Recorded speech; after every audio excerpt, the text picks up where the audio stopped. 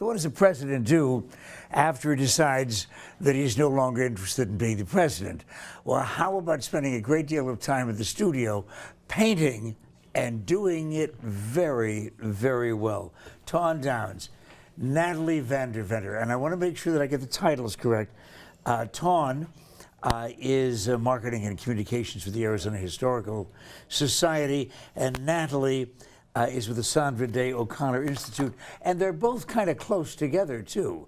You want to share that information with everybody?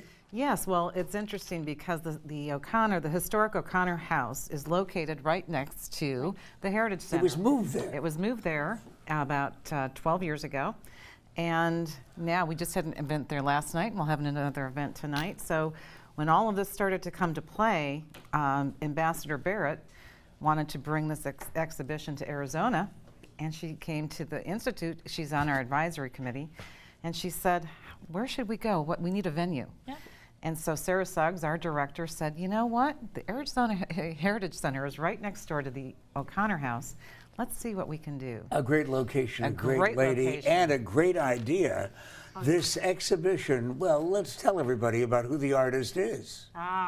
President Bush, in his post-presidency, found himself at a loss as to what he could do with his time. Too much time. Too much time, apparently. Had a little difficulty transitioning into that.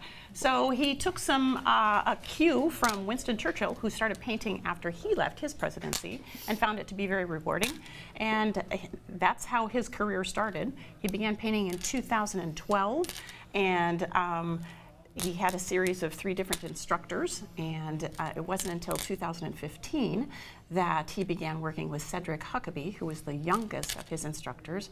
And Cedric suggested that he start painting people that the president knew, but others didn't, and that would be the warriors. People like, for example, who? Who are the artist's subjects? Well, his artist subjects, and Tawn, tell me, there are 98 represented in this? There are 98 servicemen and women who are represented in this particular collection. 67 portraits, and then there's a large mural that is a collection of many of them all together.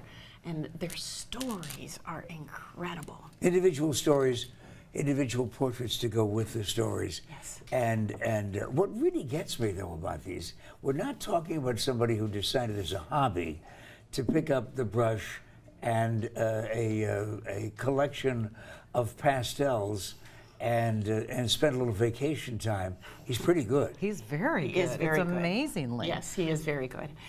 Well, let's talk about, though, the event itself, so that everybody knows that they can be a part of it. Absolutely. So the exhibition opens tomorrow, on October 19th, and it runs through December 29th at the Arizona Historical. It's the Arizona Heritage Center, which is the largest museum under the umbrella of the Arizona Historical Society. Remind everybody where that is, by the way, would you please? It's in Tempe, right off of the Red Mountain 202 and Scottsdale Road. We're kind of tucked in there at the base of Papago Park, kind of on the other side of where the zoo is. And it's one of those places, though, that sometimes gets overlooked. It does indeed. And shouldn't be. Yeah. Right. We're off the beaten path a little bit, and yet we are really convenient because we have freeway access all around us. But it's a hidden treasure that people don't know about. It will invite everybody to see the hidden treasure and President Bush's hidden treasures. Indeed. When does it begin? It begins tomorrow, opens to the public. And it is, we're just so excited about the partnership. The Bush Center has been incredible to work with. O'Connor Institute has been great to work with. And this is an amazing collection of portraits and paintings. If you get lost going to the Heritage Center, then just contact us at aztv.com, because we know everything.